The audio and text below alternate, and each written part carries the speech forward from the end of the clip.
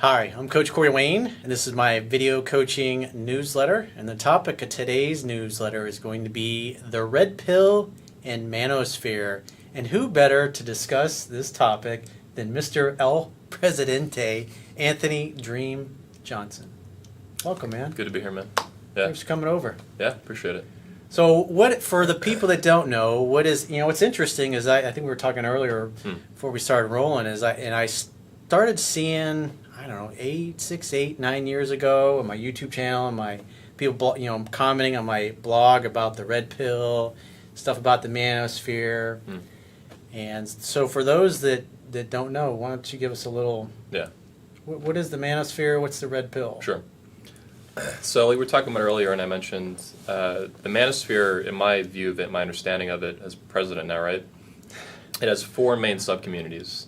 So it's not just a cohesive movement where everyone gets along and they're all, I joke that my followers on 21 Studios, the subscribers, are Manospherians. The magical land of Manospheria. Manospheria. Yeah. My fellow Manospherians.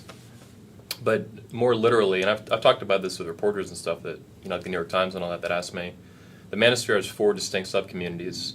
And then beyond that, it has kind of what I call Manosphere Light. And that's guys like Jordan Peterson, Stefan Molyneux, and yourself that make, even if you don't identify as being part of the Manosphere, you're a man, you're a content creator, you're a leader, and you're creating positive content and media for men. That's what you do constantly. Instagram, YouTube, your newsletter, your website. And women. About 10% of my audience is women. Yeah, we have about 5%. Don't forget the ladies. Channel. Ours should be increasing soon, right? Absolutely. But you're basically you're a controversial content creator, and you have a huge following, and you want to help men and women too. And you do that through education, through educational media, newsletters, videos, all that stuff. So, and Jordan Peterson does that too, even though he's not, officially part of the Manosphere. Stefan Molyneux as well. He creates content for it from time to time, but then he focuses elsewhere on politics and philosophy, or even current events like coronavirus, stuff like that. But within the larger Manosphere, more the formal Manosphere, we'll call it, you have 4 communities. Some of those are pretty well known. Obviously, the pickup artist community, the seduction community, as it was called. You have kind of the remnants of that. That's kind of fallen apart over the years, but there's still like a PUA thing, a seduction thing. For example, on Reddit, there's a seduction community that's been around for a long time, and they have 300, 400,000 followers. Obviously, back in the day, you had in the 2000s the pickup artist show, you had the game and all that. The seduction community's been around since the 90s, and that, to me, is a distinct part of the Manosphere. You also have the men's rights movement, men's rights activists. They're the more politically, legally activist part of the Manosphere. You don't see that in the pickup artists. You don't see that even in the MGTOW guys. You don't see that even in the Red Pill. Those are the guys who focus on that. Whether you like them or not, that's what they do. You also see the Red Pill community, which is probably the smallest part of the Manosphere. Before they got quarantined on Reddit about a year and a half ago now, they had about 300,000 subscribers on their network. And you see different leaders in that, different content creators. But the Red Pill is its own distinct corner, distinct community within the larger Manosphere. They usually don't even get recognized, but they are. And a lot of people say, and I agree with them, that they basically hived off from the pickup artist community in about 2011, 2012. Before that, the pickup artist community was kind of one thing, and then supposedly what happened was the pickup artist community was getting a lot more feminized, as feminism was kind of increasing as an even more culturally dominant force. You saw a lot more pickup artist stuff get a lot more apologetic about masculinity and things like that. And so there was a kind of a wing of the Manosphere, the pickup artist community, that was not okay with that. So eventually they hived off and created their own community, and that eventually grew to have 300,000 followers. At this point, nobody knows how big it is because it shows 0 on Reddit, because they nixed that when they quarantine a community. The final, 4th community of the Manosphere that occupies it is MGTOW. A lot of people like we're talking about, they get blasted by the MGTOW people the minute they make any critical comment. They are kind of, there is a MGTOW community on Reddit that's pretty big. Yeah, my experience, like we were talking earlier, is they're not the most positive people. They're not the ones like, hey, it's going to work out for you, buddy. Yep, not surprised at all. I've gotten some of the same flack from them. Usually not lately, but sometimes I do. I'm sure that comment alone will get a bunch of fucking people bitching. Yep. But that's okay. They're another community, though. They have a couple 100,000 on Reddit and then on YouTube, different channels like Sandman and stuff like that. And they're another component of the Manosphere. They're a distinct group, separate from the Red Pill guys, separate from the men's rights, separate from the pickup artist. They don't even like the hate pickup artists, for example, a lot of the time. And they'll make fun of anybody, for any reason that they want.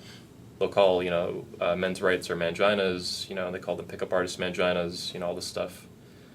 We don't need to get into, I think, exact detail of each one of these communities, but those are the four.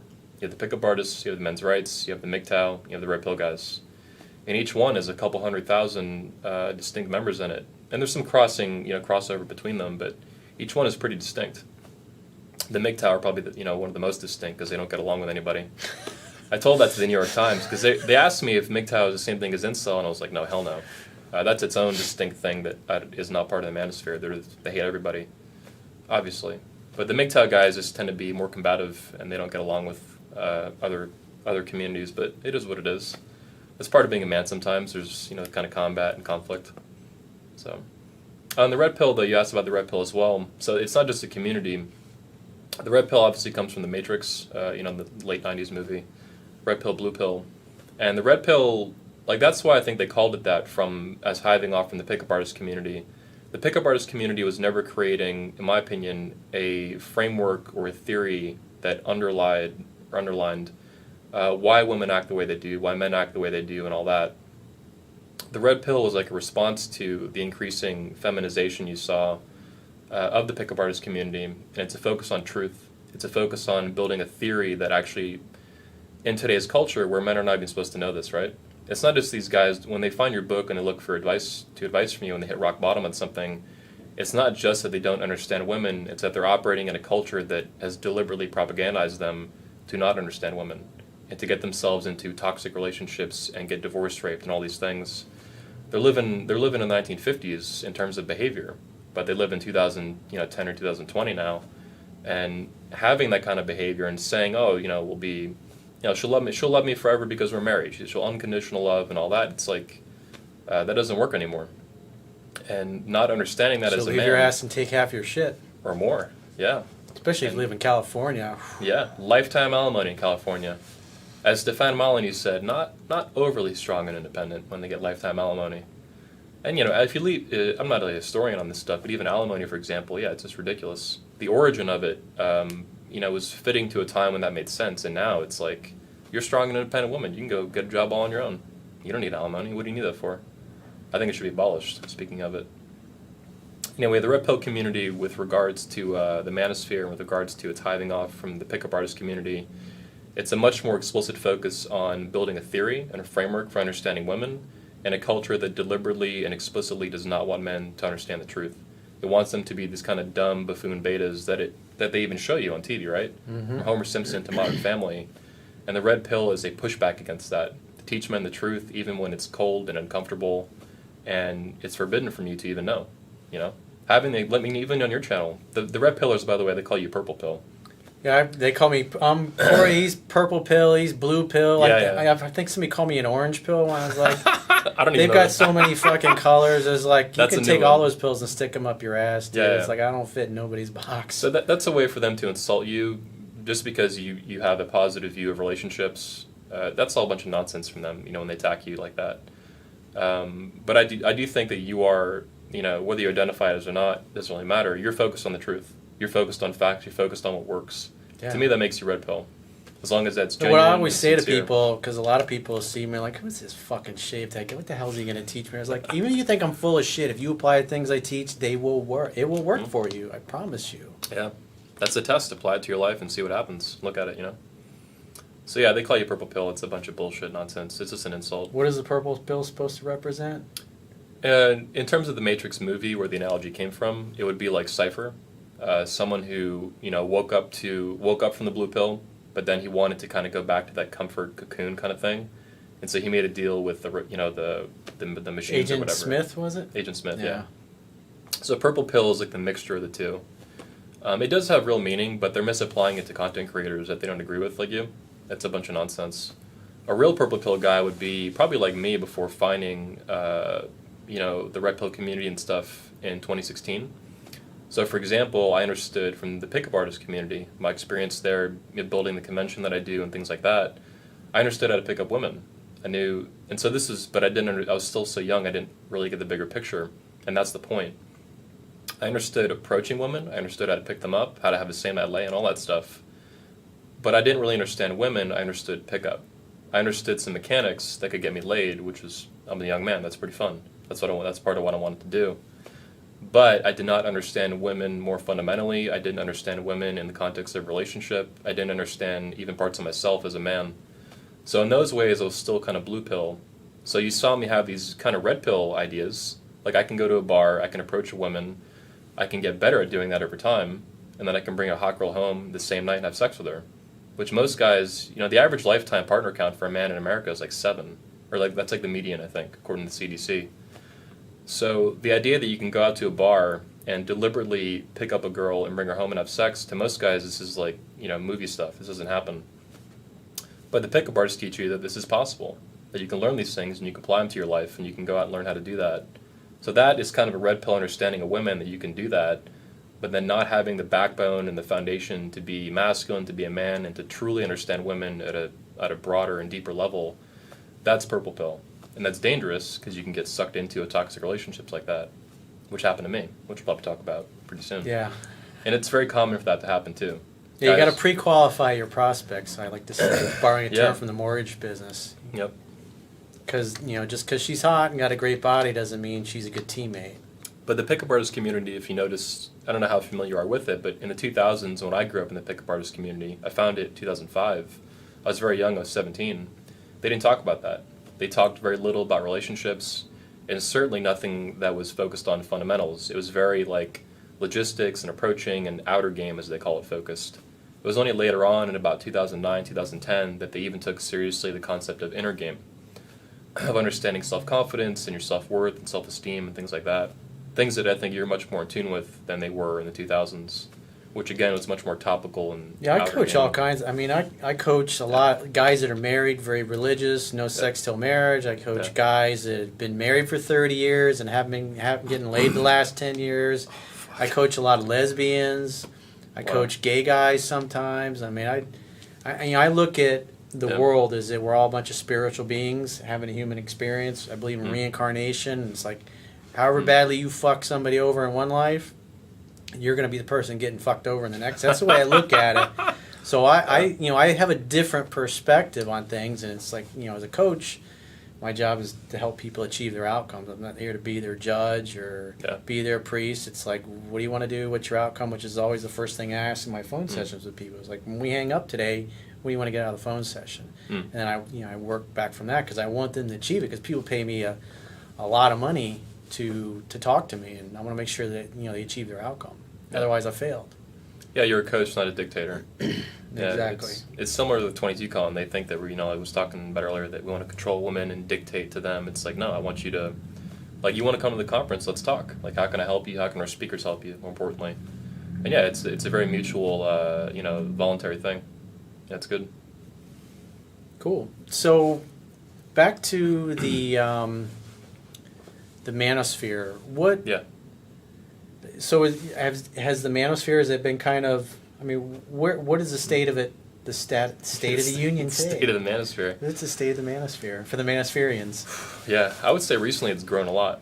I think the Make Women Great Again, basically, Make Women Great Again has been such a huge cultural thing. It's reached almost 100 million people that it's actually grown the Manosphere. It's grown awareness of it. Which that's your seminar that's coming up. For women. It's kind of like a couples weekend, right? You're going to have the Patriarch edition. Yep. And then the one for the women. So couples can go together this event. The men can attend the Patriarch edition, and the women can attend the Make Women Great Again. In the future, we might do Mansplaining event of the future? Or it's the Mansplaining event of the century. Yeah, it's because it's all male speakers, 100% for the first year. In the future, we might change it, but for now, it's the Mansplaining event of the century, all male speakers, and all female attendees. Men are not allowed to attend 22con, women are not allowed to attend 21 convention, but all men are speaking at both conferences. So this has really upset the feminists, for obvious reasons. In the future, how dare you help men and women? I know, right? Yeah, I know. How you bigot? How dare you? Yeah, it's just nuts. But it was expected to, though, like the outrage and all that. We live in cancel culture kind of times. People have been threatening to kill me, all kinds of nasty stuff. They've screaming at me on the internet. The company voicemail that we have, the phone's been blowing up with these women screaming at me and stuff, saying they want me to die, they want me to, I mean, all kinds of really nasty stuff. They wish I was never born, I should have been aborted. I mean, just sick stuff, man. They're trying to find the venue, too, obviously, to cancel it. Even they try to trick us through email. They try to, like, get the venue without buying a ticket. And it's so obvious what they do. It's like, I know you just want to get the venue so you can call them and harass management, tell them to cancel us. A bunch of nonsense. People with too much time in their hands. That's right. But the Manosphere, I think, is a very... So let me say this about the Manosphere. In spite of some of the negativity you see, which I think is natural to any movement, the Manosphere, I think, is primarily and fundamentally very positive for men and women. And for women, that's now being, for the first time, that's being expressed and that's being seen. And that's through mansplaining, which is a term that I think feminists know. It's funny. It puts, people laugh at it right away, but it's funny because... Well, they use it as a derogatory term towards men, and then you've just kind of taken it like a keto and just redirected the momentum. And that's right. Into something positive. Just like Trump would do with these people that attack him, or like what happened in the MAGA movement. They called Hillary Clinton called Trump supporters deplorables. Mm-hmm. Everyone would say, "Yeah, fuck yeah, I'm a deplorable." So it's a positive way to deal with kind of negative concept like that. Mansplaining in particular, I think, has been used to silence and censor and neuter masculine voices in America. From fathers to brothers to men to husbands and all that stuff. And that's one of the reasons it was so important to grab as a concept. Because I knew they'd call us a mansplaining event anyway. So I was like, all right, let me just take this concept, mansplaining, which is what we're doing anyway in their terms, right? We're talking to women about how to be women. And we'll embrace it and own it. And that's by saying it's the mansplaining event of the century. The biggest one, the first one, and all that stuff ever. Anyway, the Manosphere is a very... So feminism I view as a movement for women, obviously, right? And an ideology that I think is very toxic. But feminism is very negative for women, completely, especially at this point. And so there's no... For example, in feminism, whether it's on Reddit, in these huge communities, or websites, and all these different organizations they have, none of it is self-improvement focused. Like, none of it. At best, maybe some fitness stuff they go over, like, lose weight and all this stuff. But really, it's a very negative movement that's not positive. And the Manosphere is very different from that. From day one, the Manosphere has been a lot more positive. It's been about, even the pickup artists. Our conference, for example, when I started it in 2006, 2007, they said it was like a pickup artist conference. And I, as the founder, I never viewed it as that, ever. Even at the beginning, when it was almost all pickup artists speaking and like one fitness guy. First of all, we had a fitness component from the beginning. But second of all, even with the pickup artists, coaches, and all that stuff, and eventually we, evolved beyond that too. For me, it was like your stuff. It was about understanding. You say understanding relationships. That's your website. But for me, the conference... Because life is relationships. It's all about our relationships with other human beings. Yeah. But even from our perspective, my perspective as the founder of the conference, it was about understanding women. And it was about understanding yourself as a young man. Because it was for young men at the beginning, the Under 21 convention. So it was always about understanding male-female relationships, understanding women, understanding yourself as a man, understanding how women behave, so femininity, things like this. The pickup artist component, that was like kind of just a framework that it existed in, like a topical shell to it. But at its core, it was always fundamentals based, understanding things, understanding philosophy, understanding women, understanding yourself. And that's why I think it's also grown so much over the years. I'm doing it for 13, almost 14 years now. And it's evolved to have, medical doctors, Navy SEALs, a lot of coaches like yourself, that we have similar. And then even, philosophers like Stefan Molyneux. All that's welcome at the conference because it's always been understanding focused, not like get laid, which, that's fine. But it's a much deeper, bigger vision than that. State of the Manosphere, that I could get back into that, but I think so let me say that. I think it's a very positive movement for men. And now women too. For the first time in modern American history, I think men are standing up and speaking in public to women, and we're using Make Women Great Again to do that in a whole conference.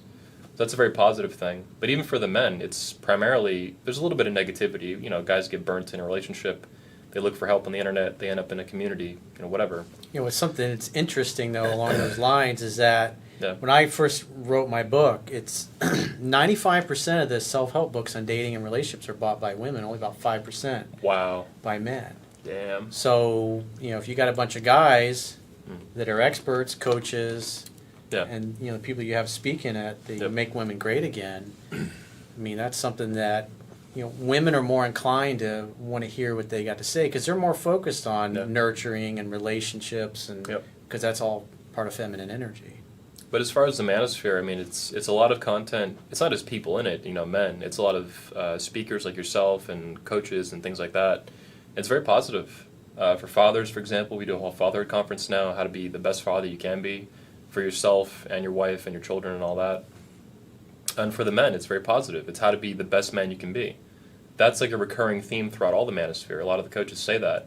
They have different kind of variations of the phrase for that, but really, like the one I like to use is from a Ayn Rand objectivist perspective.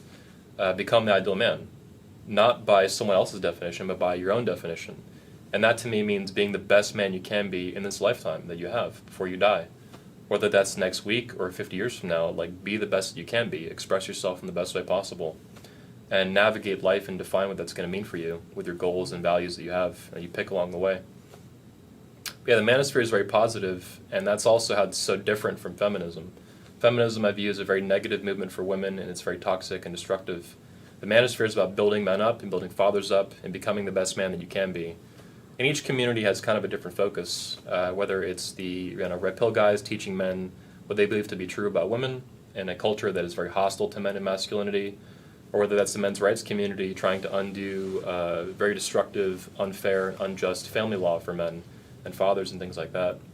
For example, recently I think in Kentucky they finally got passed in law now 50-50 custody for men and women, fathers and mothers, as a default after divorce, child custody. In most states you don't have that. Women win like 83% of custody battles or something like that for primary custody in America, which obviously is not equal and not fair and not good. Nope. And in Florida now, too, they're pushing that finally. I think the bill just got introduced recently to make 50-50 custody default, which I think is very American and very positive and very just. And so that's what the men's rights guys, that's their focus, different from the pickup artists and the Red Pill and stuff like that. So I think that answered your question for the state of the manosphere. I should give a speech on that, at some point. It wouldn't be the first one, but it would be, one of the first. So anything else that we should talk about the Red Pill that people should know? The Red Pill is a distinct community in the manosphere. I'm not on good terms with one of the leaders in it. I exiled him from the manosphere. That was my first act. Excommunicado? Excommunicado, exactly, John Wick style. Yeah. A lot of people are very critical of it, like the MGTOW, but I still think it's a pretty positive thing. In spite of some of the polarization in it and some of the negativity, I think it's still a pretty good thing. Men need to be told the truth about men and women. They need to be told the truth about what's going on today. And the Red Pill, I think, does that. It's a good analogy, too. It's used, obviously, outside of the manosphere. It's used in politics and all kinds of things. Because it came from a movie that everyone knows. Mm-hmm. But yeah, I think it's a good movement. It's a good thing. I think you're very Red Pill. You're dressed head to toe in red right now. Yeah, I got this nice new hat here that somebody just gave me. The final thing let's say is that I don't know how much longer, and I've said this in a speech I'll publish pretty soon. I said it in my speech in Poland at the convention, 21 convention, that I think long term you're going to see the sub-communities, the four of them, fizzle out in the manosphere, and it's going to kind of coalesce into one larger movement known as the manosphere. That's part of why I wanted to be the president of it and declared that for a couple of reasons, like being a lightning rod for mainstream media to attack. I think someone needed to do that who was anti-fragile, who would benefit from that, as I have. You've handled it quite well. Thanks. I watched the Piers Morgan interview, and they did a good job of trying to squeeze your nuts. Yeah. And you handled it. Dude, that was pretty well. That was at 3 a.m. too here in Orlando. I was like so exhausted. I had some coffee or whatever. I was still just like, it's like all right. That's right. They're 5 hours ahead over there in London. Yeah. Yep. But anyway, I think long term, like the 2020s now, this decade, I don't think that the pickup artists have already been kind of falling apart over the years. Like it's not as organized as it was in the 2000s. So I think we'll see these communities kind of fizzle out or lose momentum. And in general, men will identify more strongly and consistently with the manosphere itself, which is kind of an odd term, but it's the best we have. People say it sounds like a gay nightclub or something. I think it's stupid.